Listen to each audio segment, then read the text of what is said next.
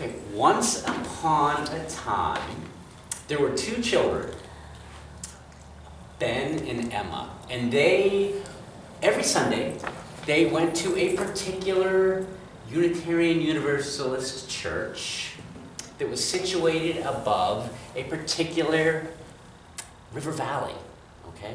It could be the Ohio River Valley, but maybe not. But anyway, one day in their RE class, their wonderful, beloved teacher said, "Hey, Megan and Ben, can you go get some markers from the RE closet?"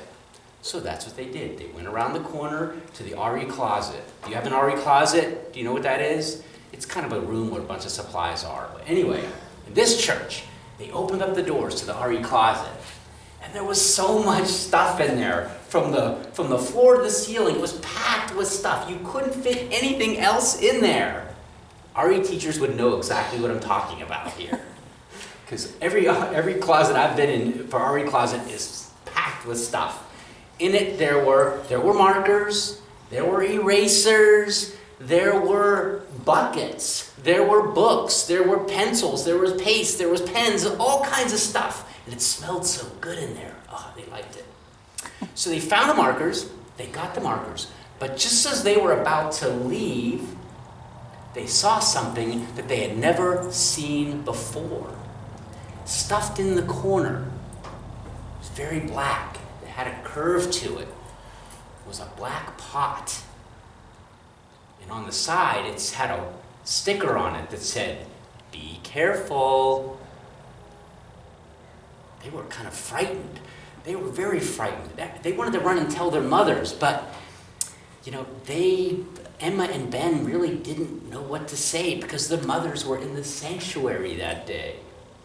But Emma worked up some courage. She reached over and she grabbed the pot and she slid it closer toward her. And as she did so, she had a marker in her hand and she didn't know what happened, but she lost control of the marker and it fell into the pot. And she looked in, and it was gone. It was disappeared. You couldn't see anything in the bottom of the pot. You couldn't even see the bottom of the pot. She was frightened. She reached her hand in, and she pulled out not one marker, but two. Two markers, and they were identical. She put in one red marker. She got out two. Well, Ben had an idea. From his pocket, he pulled a piece of candy that he had taken from the adult coffee and conversation table. He was just borrowing it, okay? Just borrowing it. But he put that in the pot. They looked in. It was gone. It disappeared in the pot. They couldn't see it. He reached his hand in and he pulled out not one piece of candy, but two pieces of candy. Yes! They had one for each of them. They had another idea. Let's each put our piece of candy in, then we'll get 4 pieces back, right? But just then, they felt a hand on their shoulder, and they looked behind them, and it was their RE teacher. And she had this look of fear on her face. She was staring at the pot, and she was trembling in fear. And she pulled Ben and Emma back, and she pushed the pot back into the corner, and she closed the doors to the RE closet and put a lock on it. And then she reached in her purse, and she got another lock and put that on the door. And then she reached in her other purse, and she got another lock and put that on it. Wow. That's a lot. 3 locks. No one's getting into that closet. So, how did I know this story? Because a long time ago, I was in Ben and Emma's class, and they told me about that pot. Okay? But that was a long time ago, and I had not seen that pot ever. No one has seen that pot since that day. Until today. Today, when I was printing out my sermon upstairs in the loft, I saw something behind the desk up there. It was black. It had curve to it. But it didn't have a note pasted to it. So when I went over and took it, I saw it, I turned it a little bit, and then I saw the note. It said, do you remember what it said? Be careful. Yeah. So here is the pot. There's the note. Oh my goodness. I wonder if it still works. Hey, can I see that marker? Can I have that? Can you drop that in there? Do you think we should say some magic words? Yeah. Like what? How about beloved community? Yeah. Beloved community. Let's see if it still has magic. If it still has magic. 2 of them. Oh my goodness. Well, we're gonna have to get 4 now. Yeah, how can that be? I can't believe it works. Wow, let's find some other things. Look at this. I saw. What should we put in? Here we got this spooky spider and eraser. Which one should we put in? What should we put in? Eraser! Spider. Let's put them both in. Okay. Let's say the magic words. Beloved community. Two spiders. And 2 erasers. It still works. It still works.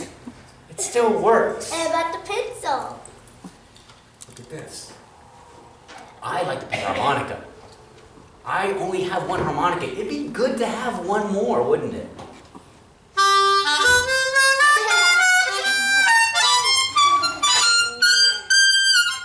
There should be You think they're going to be 2? yes. Magic words?